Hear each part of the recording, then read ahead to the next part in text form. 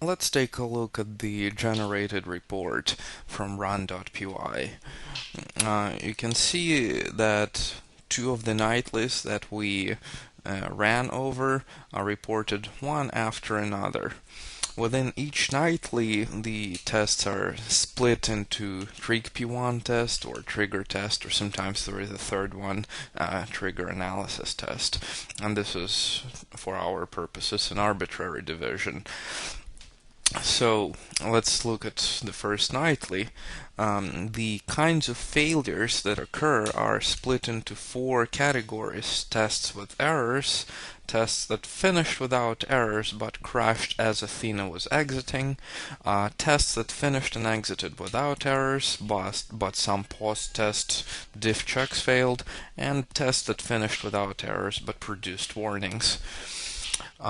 So for every test that failed, the first thing that we report is the series of links, the 5 links. We briefly went over those links in the previous part of the tutorial. So if you, for example, open the Nikos link, you can recall that's what you get when you click on the test from the Nikos page.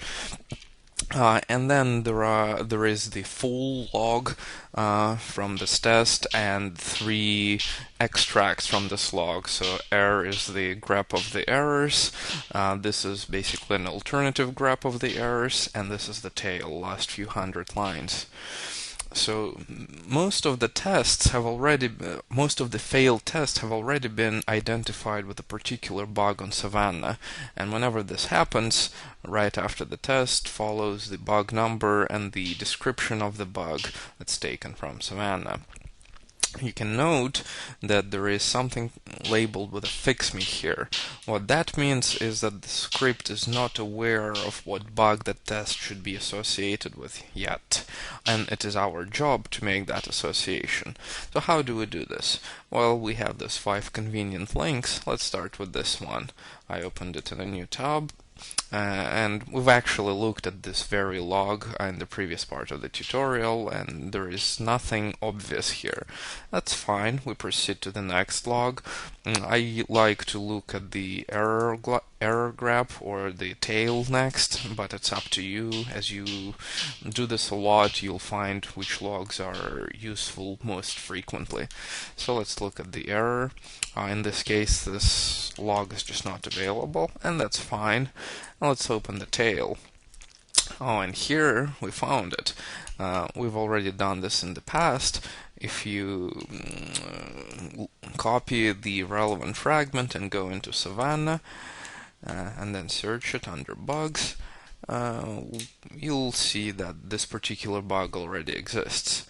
So, if it didn't exist, we would just create this very entry.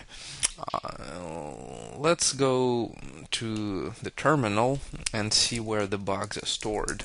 So there is a file called bug.py that contains, here near the bottom, a huge list of bugs. So these are the Savannah bug numbers.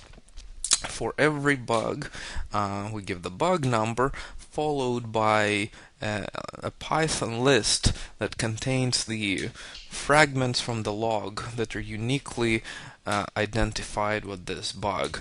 And this is really up to us humans to put here, because there is no way a computer could do it.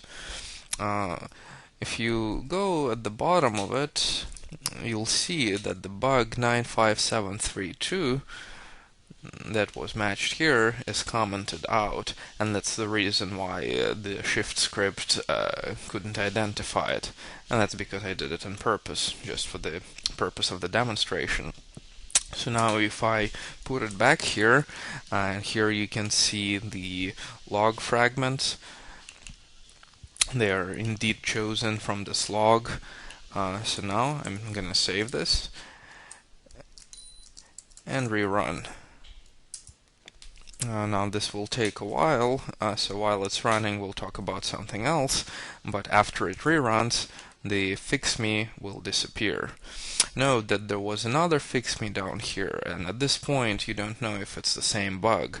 But we will see that it is indeed the same bug, because after this finishes rerunning, we'll refresh this page and we'll see that this one will also disappear and will be matched to the right bug number.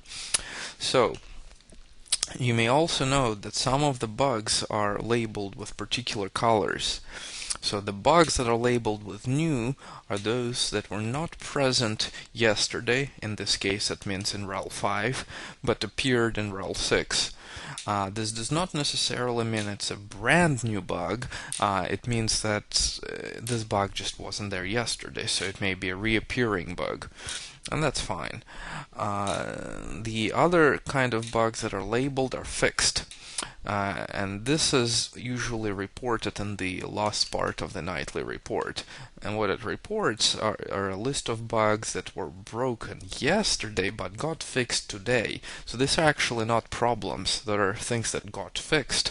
And the reason we put them here is because you may sometimes want to go back to the Savannah and leave a note there, or actually close the bug because you see that it's been fixed.